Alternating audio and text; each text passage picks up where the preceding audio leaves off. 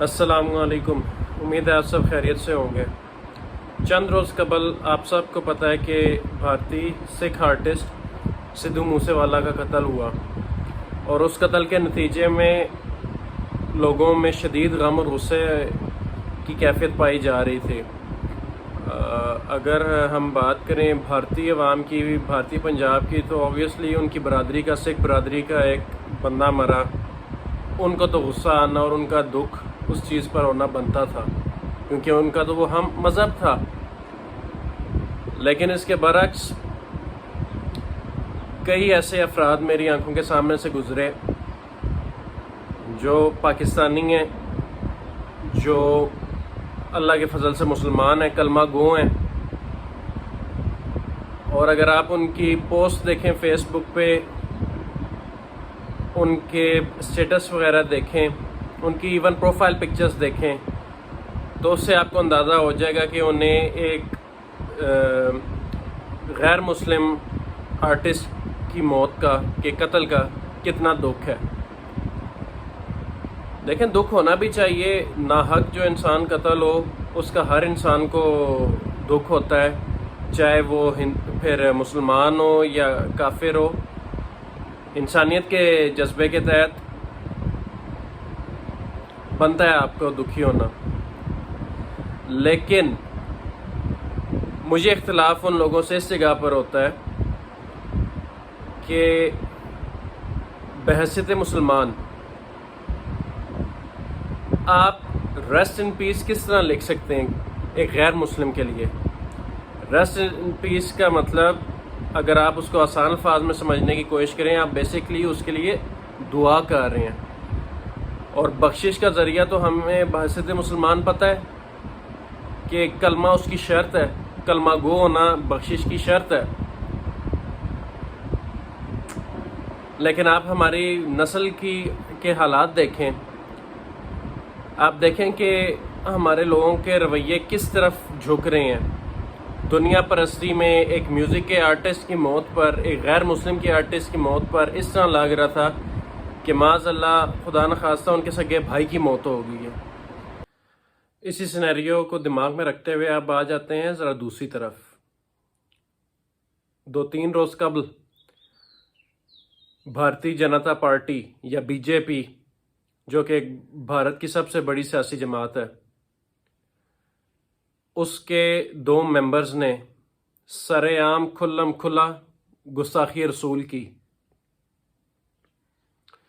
انہوں نے آپ صلی اللہ علیہ وسلم کے بارے میں غلط الفاظ بکے، اور بدلے میں کیا ہوا؟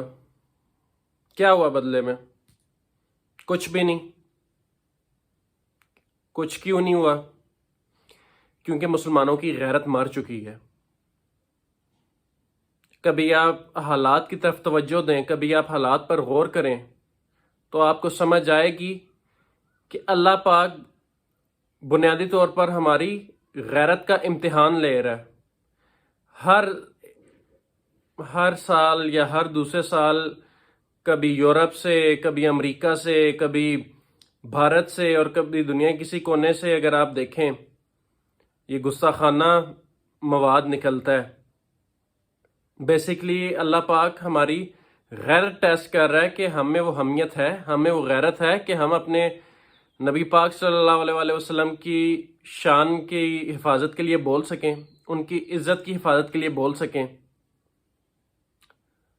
کعبے کس منہ سے جاؤ گے غالب، شرم تم کو مگر نہیں آتی۔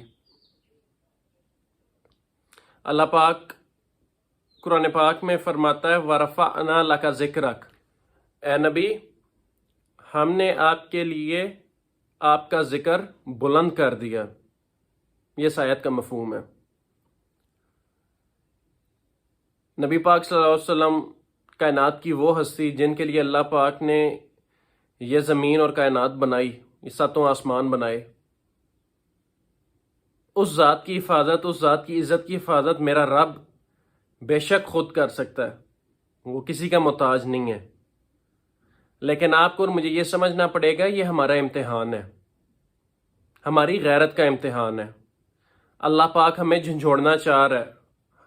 جس خواب غفلت کے اندر ہم مبتلا ہیں، سوئے ہوئے ہیں، ہمیں اس سے بیدار ہونا ہوگا۔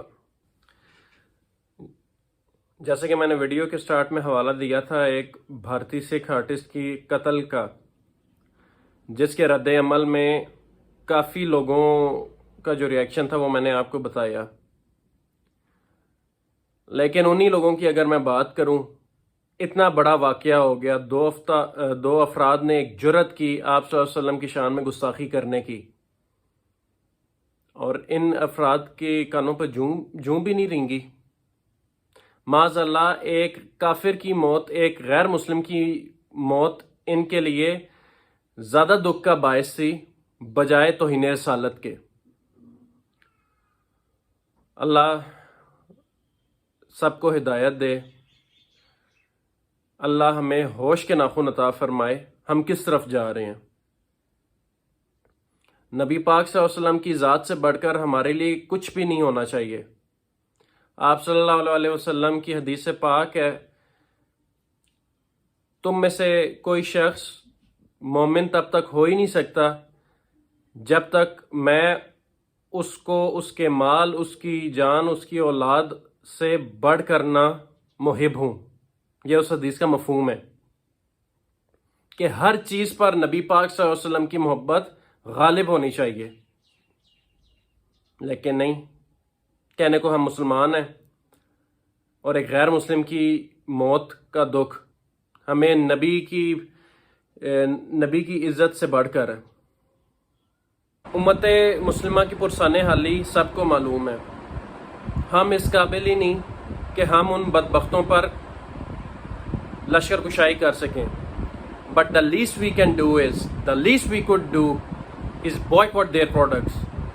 ایٹ لیسٹ ان کی مصنوعات پہ تو بین کریں، ان کی فلمیں، گانے اور گھٹیا جو ایک ان کا کلچر میڈیا کے تھرو ہم تک پہنچتا ہے، کم از کم ہم میں اتنی غیرت تو ہو کہ جنہوں نے ہمارے نبی کی شان میں گستاخی کی، ہم اس کو ٹوٹلی ان سے بائیکاٹ کریں، ان کی چیزوں سے۔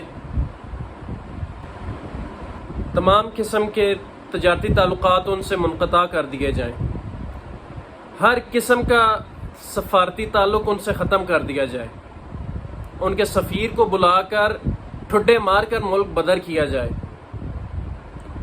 اور میڈیا کے تھرو، چاہے سوشل میڈیا پلیٹ فارمز ہیں، چاہے میوزک ہے، ڈرامہ انڈسٹری ہے، موویز انڈسٹریز ہے، اس کا مکمل بائیکاٹ کیا جائے۔ ویسے بھی یہ کیریکٹر بلڈنگ تو ہماری کر نہیں رہے، ہماری نسل میں زہر ہی گھول رہے ہیں، انٹرٹینمنٹ کے نام پر بے حیائی پھیلا رہے ہیں۔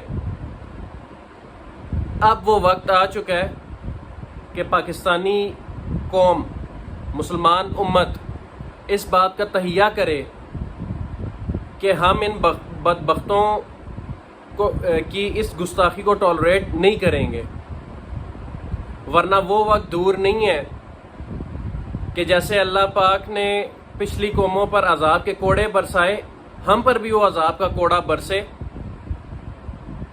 اور شاید تب جا کے ہمیں ہوش آئے کہ حالات کس نہج پر پہنچ چکے ہیں۔ شاید کہ تیرے دل میں اتر جائے میری بات۔ اللہ پاک کی بارگاہ میں دعا ہے کہ وہ رب ذوالجلال ہمیں ہماری سوئی ہوئی غیرت عطا کر دے، اس کو جگا دے، اور ہمیں ہمت دے کھلم کھلا ان بدبختوں کے خلاف جہاد کرنے کا۔ السلام علیکم۔